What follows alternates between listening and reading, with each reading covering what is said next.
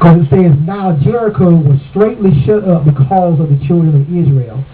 None went out and none came in. Jericho means place of fragrance. Jericho means place of fragrance. And what I love about that first verse, we're just going to teach one verse at a time tonight a little bit. And like I said, if we don't finish tonight, that's fine. We'll just have to finish it up at a later date. But it says, now Jericho was straightly shut up. Why was it shut up? Because of the children of Israel. Now, that right there is enough to excite me, because somewhere along the line, the people in Jericho knew about the history of the children of Israel. Everywhere they showed up, victory always occurred. So here it is, they're already building a place to keep the children of Israel from coming in, because they knew if they come in, they were going to take what they had. That's why a lot of times we in life, when we're walking in this walk with God, we have to recognize who we are. And when we begin to recognize who we are, we can then walk in the authority that God has given us. Now, the Israelite people, they had already set the protocol. People already knew about, well, you know, if Israel comes here, you already know what's going to happen. They're going to take over the city, because those are God's chosen people. Now, it says in verse 2, it says, and the Lord said unto Joshua, Joshua means Savior. See, I have given unto thee thine hand Jericho, and the king thereof, and the mighty men of valor.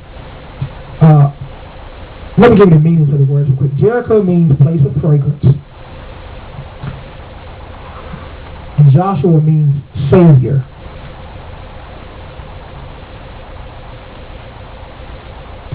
Jordan means to flow down. Flow. F-L-O-W. Down.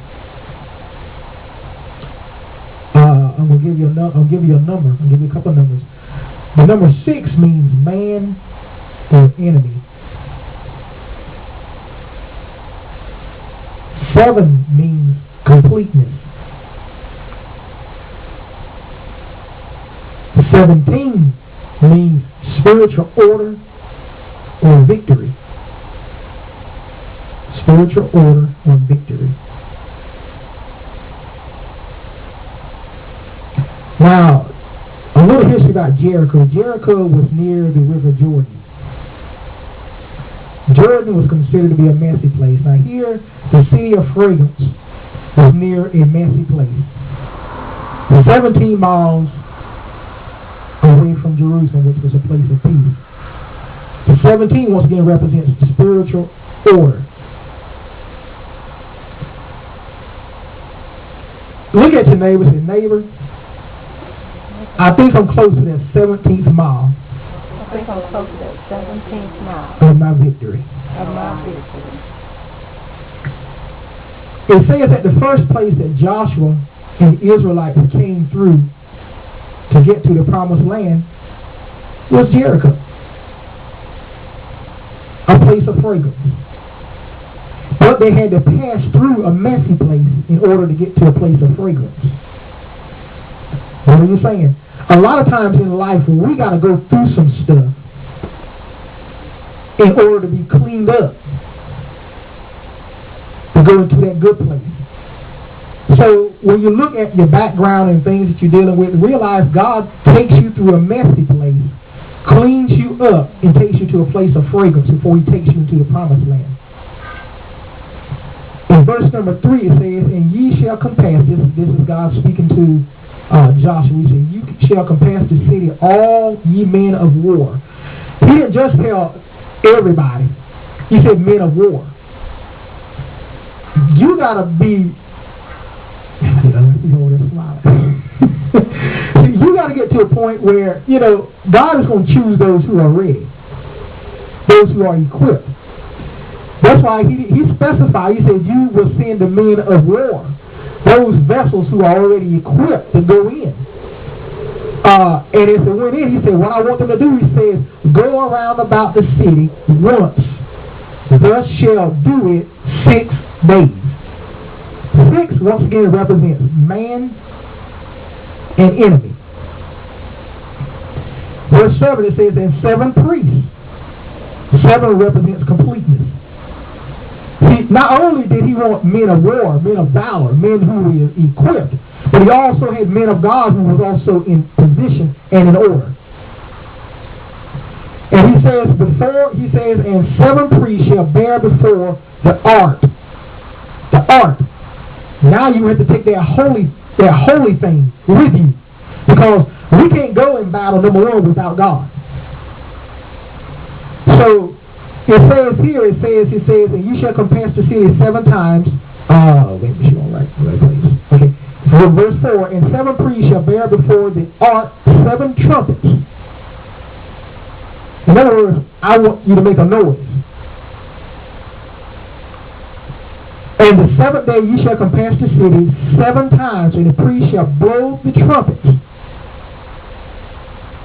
Just make a noise, just make a noise, just blow the trumpet. And it came to pass that when they made a long blast with the ram's horn, and when you hear the sound of the trumpet, all the people shall shout with a great shout, and the wall of the city shall fall down flat, and the people shall ascend upon every man straight before him. First of all, once again, he says all you men of war would go around the city. But take the 7 priests with you to sound the trumpet. But also take the ark with you. In other words, God's saying, I got to be in the midst of what's about to take place. Because without God, you can't do anything. And it says, in verse 6, it says, and Joshua, the son of Nun, called the priests and said unto them, take up the ark of the covenant, and let 7 priests bear 7 trumpets of ram's horns before the ark of the Lord. In other words, what he's saying, as you're going around the walls of Jericho, I want you to just praise me.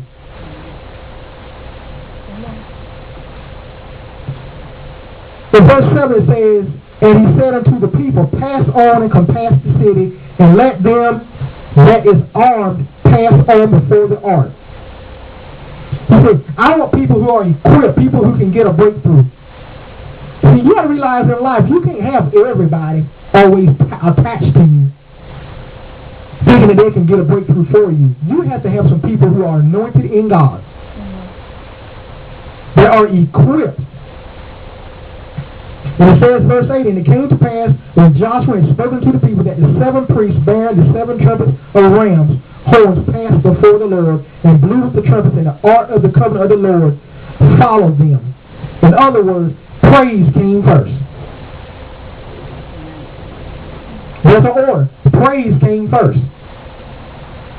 Verse 9, and the armed men went before the priests that blew with the trumpets. You got to have some people who can be intercessors, some warriors. Because it says they went before the trumpets. And then after the trumpets came the ark, and the priests going on, and they blew the trumpets. They was continually making a noise in Zion. And I can just imagine the people inside the walls of Jericho probably trying to figure out what in the world are they doing down there making all that noise. Do they not know that we are a fortified city? They can't get in. And see, a lot of times, even in your walk with God, or even in life, the enemy puts up something so powerful against you, whether it's issues, whether it's shortcomings, or whatever it is. He'll put those things up to try to deter you and say you still won't make it. But when you recognize who you are in authority, guess what? It don't matter what the enemy does. Guess what? You'll still be able to get your breakthrough. It says in verse 10, and Joshua had commanded the people, saying, ye shall not shout. Joshua told the people. Verse 10. He commanded the people, saying, ye shall not shout, nor make any noise with your voice. This is the people. This ain't the warriors. This ain't the ones that was supposed to be going around marching around the city. These are the people. And the reason why he was saying that, he said, neither shall any word proceed out of your mouth until the day I bid you shout, then you shall shout. And I quoted at the appointed time. Because what happens is that a lot of times when we don't see things happening in the time that we want to see things happen, we begin to bicker, we begin to complain, and it begins to affect those around us. So Joshua said, just to make clarity on this, when you go back into the camp, just don't say a word. And verse 11 says, so the ark of the Lord compassed the city, going about it once, and they came into the camp and lodged in the camp. And Joshua rose up early in the morning, and the priests took up the ark of the Lord. The seven priests, verse 13, bearing trumpets of ram's horns before the ark of the Lord, went on continually. They continually, regardless of the circumstances, regardless, even when they didn't see the walls of Jericho falling, they continually blew their trumpets. They continually lift up the name of Jesus. They continually lift up the name of God. They would not allow anything to deter them from what God had instructed them to do. Because the thing about it, they had the Ark of the Covenant. In other words, they had the presence of God there with them. Verse 14, and the second day,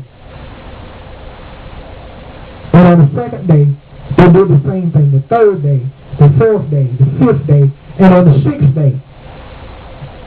Now, the thing I like about the sixth day is that, number one, we said that 6 represents man. First of all, God's got to kill the man in you. He's got to kill that flesh in you to let you know that's not about you. But not only was he just killing the man, he's also defeating the enemy. Now, verse 14, it says, verse 15, it says, and it came to pass on the seventh day that they rose up early on the dawning of the day and compassed the city after the same manner 7 times. Only on that day they compassed the city 7 times.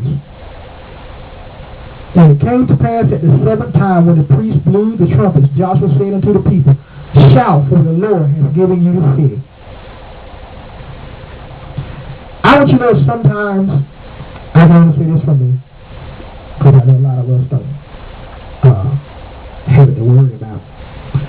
But the thing that pushed me to the place where I'm at now is my friends, my family, my relationships, my brokenness, my past, etc.